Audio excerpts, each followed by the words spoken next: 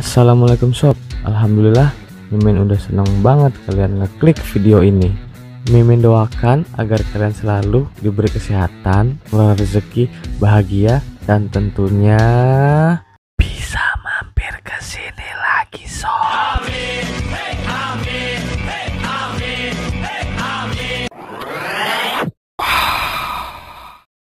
Film diawali saat terlihatnya seorang pria yang sedang disekap dengan kepala terbungkus karung.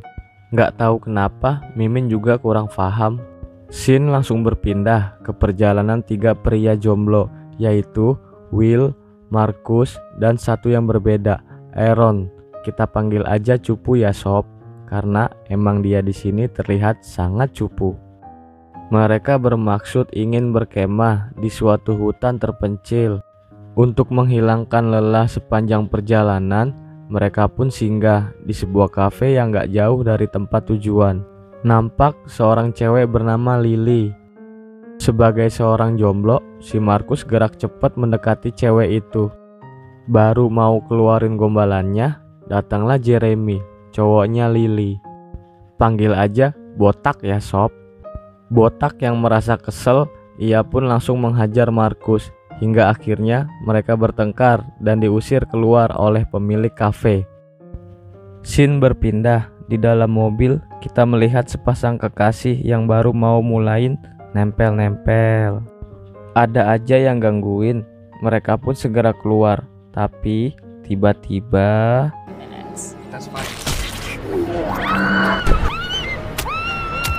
balik lagi ke para jomblo. Di perjalanan mereka melihat dua orang cowok aneh yang lagi sedikit sibuk.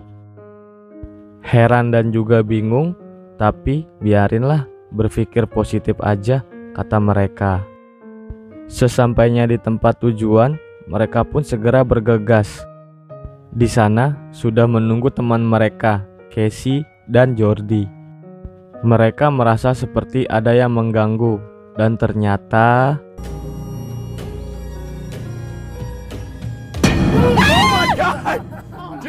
ya salam, nggak taunya teman sendiri.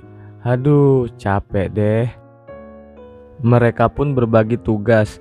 Casey dan Will mencari kayu bakar, Marcus membangun tenda, sedangkan si Cupu dan Jordi mengambil air di sungai terdekat. Scene berpindah, tampak seorang wanita yang sudah terikat dan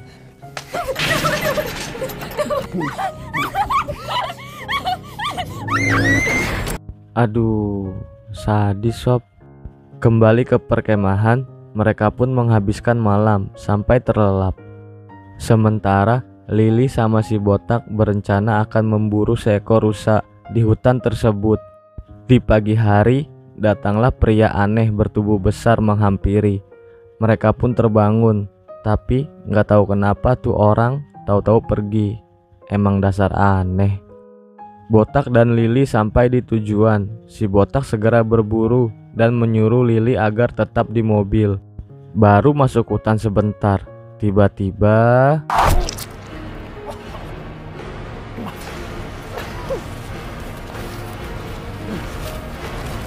apes banget dah si botak. Lily yang resah menunggu, ia pun menyusul si botak. Namun hanya menemukan topinya yang tergeletak begitu saja. Dia pun segera kabur menuju mobil, tapi malah justru ketangkep sama si kopet itu. Balik ke perkemahan, Casey yang ingin mencari udara segar di sekitar, namun nasib berkata lain. Dia pun harus mengakhiri hidupnya di tangan si kopet gila. Teman-teman menanyakan Casey yang tak kunjung kembali. Pergilah Will segera mencarinya. Baru berjalan sebentar, ia melihat temannya, Casey, yang sudah tak bernyawa di tangan si kopet. Will akhirnya ketahuan. Ia pun segera menghampiri teman-temannya dan mereka berusaha kabur. Namun Jordi menyusul kekasihnya Casey yang sudah terlebih dahulu tewas. Sesampainya di tenda, mereka bertiga tersudut oleh si kopet itu, dan Marcus harus mengorbankan dirinya agar teman-temannya bisa menyelamatkan diri. Di sisi lain, ayah Lily melaporkan ke pihak kepolisian atas kepergian putrinya yang tak kunjung pulang. Sementara Will dan si cupu berupaya meloloskan diri, namun tak disangka dari belakang si Kopet menghajar Will hingga ia tewas, sedangkan si cupu ditangkap oleh si Kopet itu. Di sebuah ruangan terlihat Lily bersama si cupu yang sedang terikat. Mereka nggak tahu harus gimana dan diapain nantinya. Datanglah para psikopat gila itu, lalu mereka membawa si cupu pergi. Nggak taunya, seperti di awal film ini sob, ternyata itu adalah si cupu yang berada di sebuah meja makan di antara keluarga psikopat. Kita di sini diperkenalkan oleh seorang wanita dan para psikopat itu memanggilnya dengan sebutan Mama. Kalau dilihat-lihat sih, Mama itu ibu dari para psikopat ini sob. Dan si Mama bermaksud ingin menikahkan si cupu dengan salah satu anak kesayangannya, sebut saja Dadang. Padahal di sini si Dadang cowok loh, masa dinikahin sama cowok juga. Emang stres dah si mamanya, namanya juga psikopat, ada-ada aja ulahnya. Lanjut ya sob, supaya si cupu gak bisa kabur, Mama pun menyuruh anaknya untuk menciderai kaki si cupu. Di sisi lain, Lily berusaha untuk melepaskan diri dari ikatannya.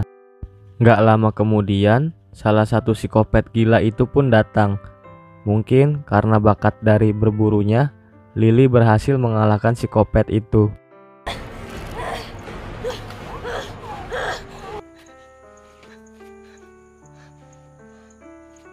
Lanjut ke proses pernikahan, dan disitu pun Dadang sudah berubah menjadi mempelai wanita. Dan mereka pun sah dinikahkan di ruang makan yang berisikan makanan dari daging manusia, termasuk teman-teman si cupu dan juga si botak Jeremy. Di malam pertamanya, Dadang pun siap-siap pengen asoy geboy sama si cupu. Malah segala make krim pelicin lagi. Tobat dah, Dadang. Sementara Lily yang sudah bebas, ia nggak sengaja mendengar suara kucing kawin sob. Dia pun segera menghampiri dan menyelamatkan si cupu dari kezolimannya Dadang. Namun Dadang terlalu kuat untuk dikalahkan. Dalam kondisi yang lagi cedera, si cupu berhasil menikamnya. Tapi si Dadang langsung kabur dan disusul Lily yang segera mengejarnya. Aaron, iya Aaron. Mimin udah gak manggil dia cupu lagi sob, karena dia berani melumpuhkan si Dadang. Aaron berusaha sebisa mungkin untuk kabur. Tapi baru sampai di luar rumah, Aaron ketahuan sama mertua barunya. Di sisi lain, Lily yang sedang mengejar Dadang, ia pun berhasil menumbangkan psikopat gila tersebut.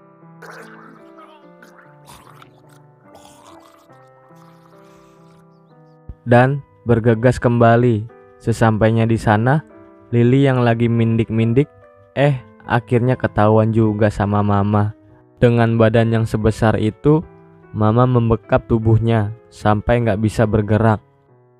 Namun, berkat kejeliannya, Lily menemukan posisi kelemahan sang Mama dan langsung menggigit lehernya sampai ajal menjemputnya sob. Alhamdulillah, akhirnya mereka berdua selamat sob. Di tengah perjalanan, mereka bertemu ayahnya Lily dan lekas membawanya pulang. Inilah scene di akhir film. Udahan ya sob, ya emang udah habis filmnya. Sampai jumpa di film selanjutnya. Terima kasih. Assalamualaikum. Bye.